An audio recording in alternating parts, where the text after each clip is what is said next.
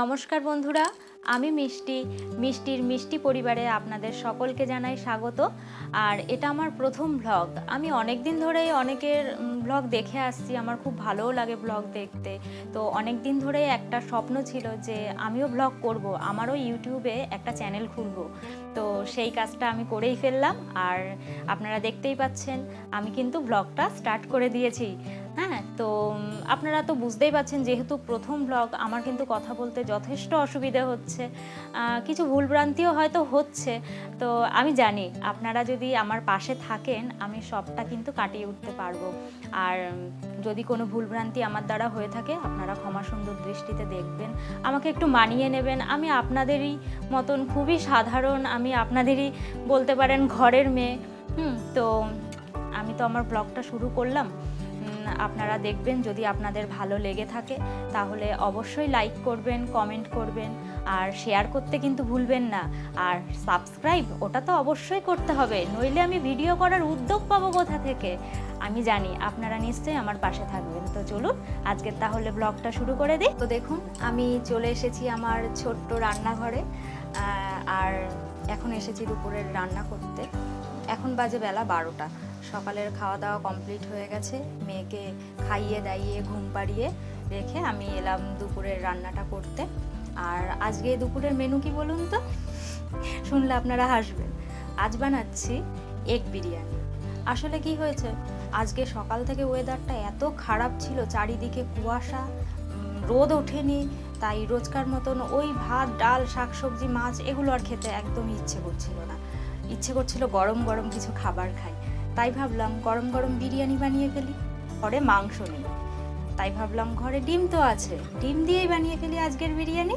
তাহলে চলুন দেখা যাক ডিমের বিরিয়ানি আমি কিভাবে বানাই। আপনারা কিছু মনে করবেন না, আসলে আমি প্রথমেই বলেছি এটা আমার প্রথম ব্লগ, তাই কথা বলতে গিয়ে হয়তো আমি একটু আটকে যাচ্ছি বা কোথাও একটু সমস্যা হচ্ছে। আপনারা একটু মানিয়ে নেবেন আমাকে। প্রথম প্রথম এরকম একটু অসুবিধা আমার হবে, তারপরে হয়তো সব ঠিকঠাক হয়ে যাবে। তো চলুন তাহলে দেখাই আমি আজকে এগ বিরিয়ানি কিভাবে বানাই। আসুন, বিরিয়ানি বানানোর জন্য প্রথমে তো আগে গ্যাসটা অন করতে হবে না।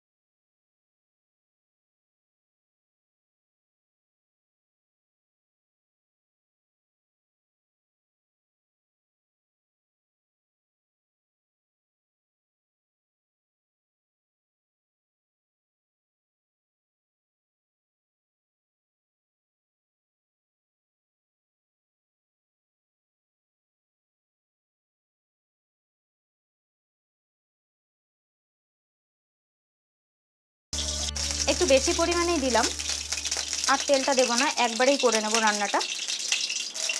তেলটা একটু গরম হোক, তারপরে আমি ডিম আর আলুগুলো এতে ভেজে নেব।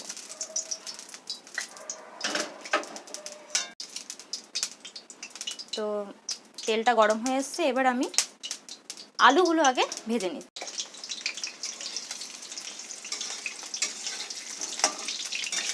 এই আলুগুলো ভাজার সময় এখনই কিন্তু হলুদ দেওয়ার দরকার নেই, কারণ যখন ডিম আর আলু দিয়ে আমি মশলাটা কষাবো ওই হলুদেই এটা হয়ে যাবে, আর আলাদা করে হলুদ দেওয়ার দরকার নেই।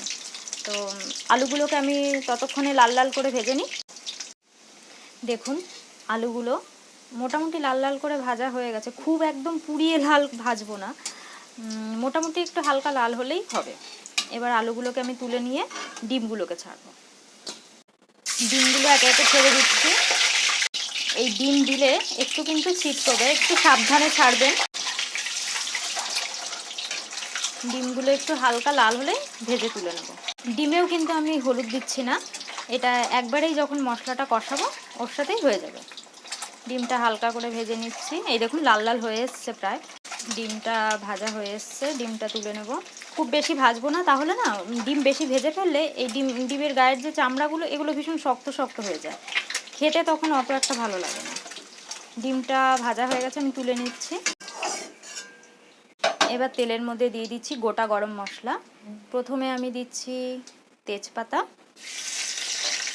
শুকনো লঙ্কা, এটা আমি ভেঙে দিচ্ছি একটু, আর দিলাম দারুচিনি আর একটা এলাচ। এলাচ যখনই তেলের মধ্যে দেবেন একটু না ফাটিয়ে দেবেন, নয়তো কি হবে এই গোটা এলাচ তেলে দিলে পরে কি হয় এটা ফাটতে শুরু করে। তাই এলাচ যে কোনো রান্নায় যখনই ব্যবহার করবেন এলাচটা একটু ফাটিয়ে দেবেন। গরম মশলাগুলো একটু হালকা একটু ভেজে নিয়ে দেখবেন গরম মশলাগুলো তেলে দেওয়ার পর না একটা হালকা সুন্দর একটা গন্ধ আসে। গন্ধটা যেই বের হবে তখন আমি পেঁয়াজ আর টমেটোর পেস্টটা দিয়ে দেবো। খুব আস্তে আস্তে দেবেন, কারণ এটা দিলে পরেই তেলে ছিট করবে। এবারে এই পেঁয়াজ আর টমেটোটা একটু ভালো করে ভাজা ভাজা করে নেব। এই সময় কিন্তু গ্যাসটা একটু হাই ফ্লেমে রাখতে হবে। এই রান্নাটায় আমি টমেটো আর পেঁয়াজটা এমনি দিতে পারতাম, কিন্তু ওটা দিলে না ঠিক সুন্দর গ্রেভিটা হবে না। এই যে মাখো মাখো যে গ্রেভিটা, এই গ্রেভিটা তৈরি হবে না। তাই মিক্সিতে পেঁয়াজ আর টমেটো পেস্ট করে দিলাম, যাতে গ্রেভিটা খুব সুন্দর হবে ঘন ঘন। আর নয়তো এমনি দিলে মানে পেঁয়াজ আর টমেটো যদি এমনি চিড়ে দিতাম তো কেমন একটা যে ছাড়া ছাড়া ভাব হতো। এটা একটু ভালো করে এবার একটু ভাজা ভাজা করে নিয়ে তারপরে এর মধ্যে আমি আদা রসুন আর কাঁচা লঙ্কার যে পেস্টটা বানিয়ে রেখেছি ওটা দিয়ে দেবো। দেখুন পেঁয়াজটা কিন্তু অনেকটাই ভাজা ভাজা হয়ে এসছে, অনেকটা কিন্তু পরিমাণে কমেও এসছে। এখন আমি এর মধ্যে দিয়ে দেবো আদা রসুন আর কাঁচা লঙ্কার যে পেস্টটা বানিয়ে রেখেছিলাম ওটা দিয়ে দিচ্ছি। এবার এটাকে কিন্তু খুব ভালোভাবে কষাতে হবে, নয়তো আদা আর রসুনের যে কাঁচা একটা গন্ধ আছে ওই গন্ধটা কিন্তু রান্নায় থেকে যাবে। যত ভালো করে কষাবেন তত সুন্দর গন্ধ বেরোবে। এটাকে এবার একটু ভালো মতন আমি একটু কষিয়ে নেবো। খুব বেশিক্ষণ না, 2-3 মিনিট একটু ভালোভাবে নাড়াচাড়া করে নিলেই হবে। ব্যাস হয়ে গেছে। এবার এর মধ্যে আমি যে গুঁড়ো মশলার যে পেস্টটা বানিয়ে রেখেছি, অর্থাৎ বিরিয়ানি মশলা আর জিরের গুঁড়োর যে পেস্টটা বানিয়ে রেখেছি, এই যে বিরিয়ানি মশলা আর জিরের গুঁড়ো এর যে পেস্টটা আছে এটা আবার আমি কড়াইতে দিয়ে দিচ্ছি।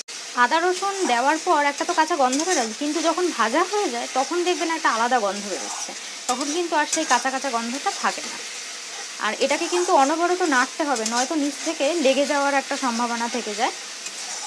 একটু ঘন ঘন নাড়বেন। এবার আমি এর মধ্যে দিয়ে দিচ্ছি এই গুঁড়ো মশলার পেস্টটা। দেখুন রঙটাই পুরো অন্যরকম হয়ে গেল, কালারটাই পুরো চেঞ্জ হয়ে গেছে। কেন বলুন তো? বিরিয়ানি মশলাটা দেওয়ার জন্য। আর গন্ধটাও কিন্তু সেই বিরিয়ানি বিরিয়ানি গন্ধ বেরোচ্ছে। এবার আমি এর মধ্যে দিয়ে দেবো স্বাদ মতো নুন। আমি এরকম চামচের 1 চামচ মতো নুন দিচ্ছি, লাগলে আবার পরে দেব। আর দিয়ে দিচ্ছি হলুদ গুঁড়ো। এবার এগুলোকে খুব ভালো মতন মিক্সড করতে হবে। এই সময় কিন্তু গ্যাসের ফ্লেমটা একটু কমিয়ে করবেন, নয়তো আবার নিচটা আবার লেগে যেতে পারে। আর এইভাবে অনবরত নাড়তে থাকবেন। আর হ্যাঁ, আপনাদের তো আমি একটা কথা বলতে ভুলেই গেছি, বিরিয়ানি তৈরি করতে আরও 2টো উপকরণ কিন্তু খুব জরুরি। সেটা হচ্ছে একটা গোলাপ জল, এই যে গোলাপ জল, আর হচ্ছে লাগবে কেওড়া জল। এগুলোর কিন্তু খুব বেশি দাম না, এই ধরুন 15 থেকে 18 টাকার মধ্যেই হয়ে যাবে এই দুটো। আর একটা জিনিস লাগে, সেটা হচ্ছে মিঠা আতর। সেই জিনিসটা আমার কাছে এখন নেই, ফুরিয়ে গেছে। আমার আর আনানো হয়নি, এর মধ্যে বিরিয়ানি তৈরি করিনি বলে। তো আজ হঠাৎ তৈরি করতে গিয়ে দেখছি ঘরে মিঠা আতর নেই। তো ওটা দিলে পরে আরও মানে সুন্দর গন্ধ হয়, কিন্তু যেহেতু নেই এখন কি করা যাবে। কিন্তু খুব বেশি স্বাদের হেরফের হবে না, গন্ধ হয়তো একটু সামান্য হেরফের হতে পারে। তো দেখুন আমার মশলাটা কিন্তু অনেকটা হয়ে এসছে। এখন আমি এর মধ্যে আলু আর ডিমটা দিয়ে কষাতে থাকবো। তাহলে কি হবে বলুন তো, আলুর মধ্যেও না বিরিয়ানি মশলার যে গন্ধটা আলু আর ডিমের মধ্যে একইভাবে ঢুকে যাবে। আমি প্রথমে আলুগুলো দিয়ে দিচ্ছি, এক এক করে আলুগুলো দিয়ে দিই। সুন্দর কিন্তু একটা গন্ধ বেরোচ্ছে, যদিও আমি আপনাদের গন্ধটা শোকাতে পারছি না, কিন্তু আমি তো পাচ্ছি, ভীষণ ভালো একটা গন্ধ আসছে। আপনারা যখন বাড়িতে বানাবেন তখন বুঝতে পারবেন যে এত সহজভাবে, এত সহজ পদ্ধতিতে বাড়িতে মানে বিরিয়ানি বানিয়ে ফেলা যায়, অবিশ্বাস্য ব্যাপার। মশলাটা বেশ কষে এসছে, এবার আমি ডিমগুলো দিয়ে দিচ্ছি। ডিমগুলো দেওয়ার পর কিন্তু খুব হালকা হাতে নাড়াচাড়া করবেন, নয়তো ডিমগুলো ফেটে যেতে পারে। আমার এমনিতেই একটা ডিম একটু ফেটে মতন গেছে, একটু কুসুমটা বেরিয়ে গেছে, তো একটু সাবধানে নাড়াচাড়া করবেন। আর গ্যাসের ফ্লেমটা কিন্তু একটু কমিয়ে দেবেন। এই সময় কিন্তু গ্যাসের ফ্লেম যদি হাই থাকে মশলাটা পুড়ে যাবে। এইভাবে নাড়াচাড়া করতে হবে। এটা আমি একটু ঢাকা দিয়ে রান্না করব 5 মিনিট মতো। তাতে কি হবে, এই যে মশলাটা, এই কাঁচা মশলাগুলো ভালোভাবে রান্নাটা হয়ে যাবে আর এগুলো থেকে তেল ছাড়তে শুরু করবে। তখনই বুঝবো যে মশলাটা ঠিকঠাকভাবে কষানো হয়ে গেছে। তো এটাকে আমি একটু 5 মিনিটের জন্য, খুব বেশিক্ষণ না, 5 মিনিটের জন্য এটাকে আমি একটু ঢাকা দিয়ে রান্না করব। তারপরে এর মধ্যে আমি জল ঢেলে দেবো। তো 5 মিনিট হয়ে গেছে।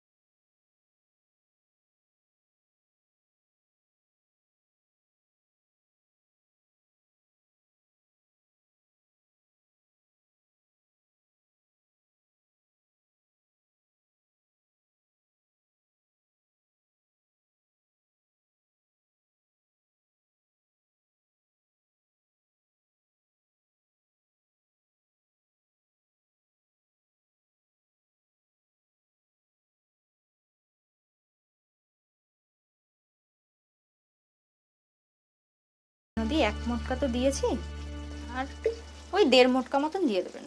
কেওড়া জলটা একটু বেশি পরিমাণে দিতে হয়, তাহলে গন্ধটা খুব ভালো আসে। এবার সব উপকরণগুলো আমি একসঙ্গে মিশিয়ে নিচ্ছি। কিন্তু আমি আর কিন্তু রান্নাটা করব না, রান্নাটা হয়ে গেছে।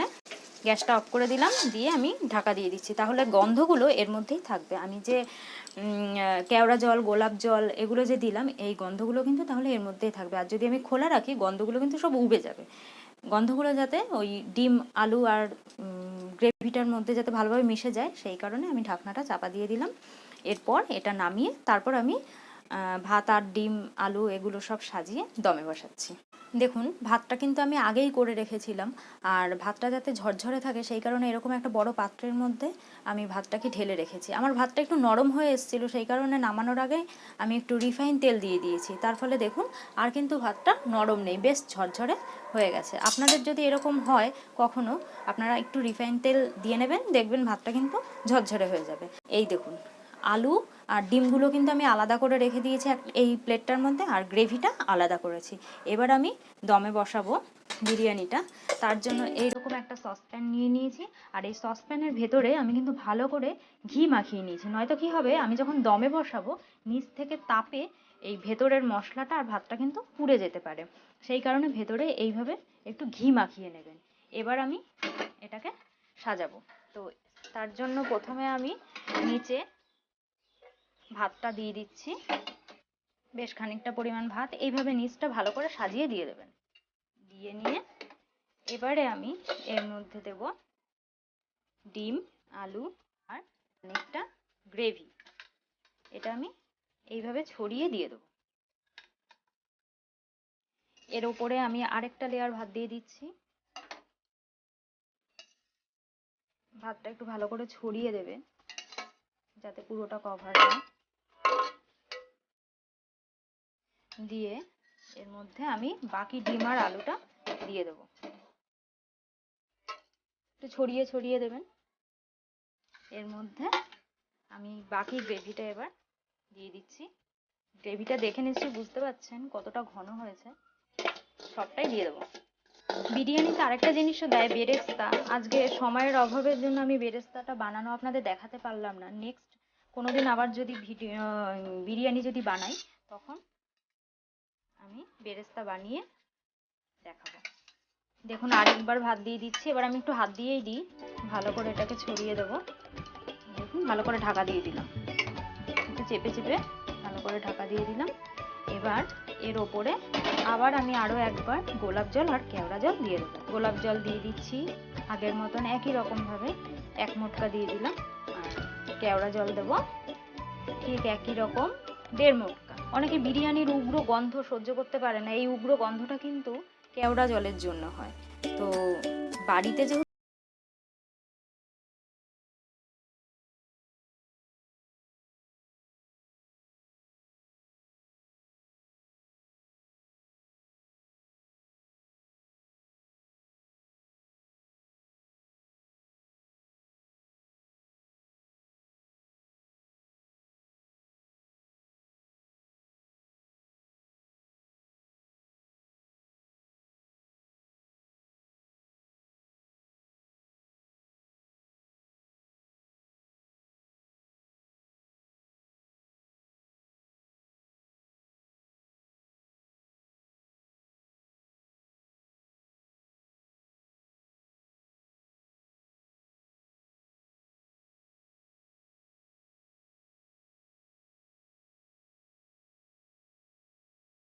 দেখুন তাওয়াটা কিন্তু গরম হয়ে গেছে আর আমি গ্যাসটা একদম কমিয়ে দিয়েছি।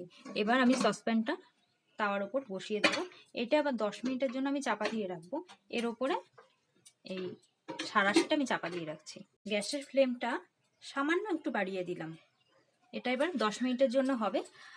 10 মিনিট পর তারপর আমি ঢাকাটা খুলবো, ততক্ষণে দমে এটা হতে থাকবে। তো আপনাদের সঙ্গে আবার দেখা হচ্ছে একদম ডাইরেক্ট খাবার টেবিলে। তো দেখুন গরম গরম বিরিয়ানি হাজির, খাবার টেবিলে সার্ভ করে দিয়েছি। আশা করি আপনারা দেখে বুঝতেই পাচ্ছেন কতটা সুন্দর হয়েছে। মাংস ছাড়া বিরিয়ানি, তবে কোনো মতেই কিন্তু বিরিয়ানির থেকে যে আলাদা হয়েছে তা কিন্তু দেখে বোঝবার উপায় নেই। দেখুন খুব সুন্দর হয়েছে, রঙটা আশা করি আপনারা বুঝতেই পাচ্ছেন কতটা সুন্দর হয়েছে। গন্ধটাও কিন্তু তেমনই সুন্দর বেরোচ্ছে। আপনারা বাড়িতে নিশ্চয়ই একদিন ট্রাই করে দেখবেন, আর আমাকে কিন্তু কমেন্ট করে অবশ্যই জানাবেন যদি এই রেসিপিটা আপনারা বাড়িতে করে থাকেন তাহলে আপনাদের কেমন লাগছে, কেমন লাগলো বানিয়ে, আর খেতে কেমন হয়েছে আমাকে নিশ্চয়ই জানাবেন। আজকে আর বেশি বকবক করব না, এখানেই আমি আমার ব্লগটা শেষ করছি। আর একটা কথা অবশ্যই বলবো, যদি ভিডিওটা ভালো লেগে থাকে তাহলে কিন্তু অবশ্যই একটা লাইক করবেন, কমেন্ট করবেন, শেয়ার করতে ভুলবেন না, আর অবশ্যই সাবস্ক্রাইব করবেন। টাটা।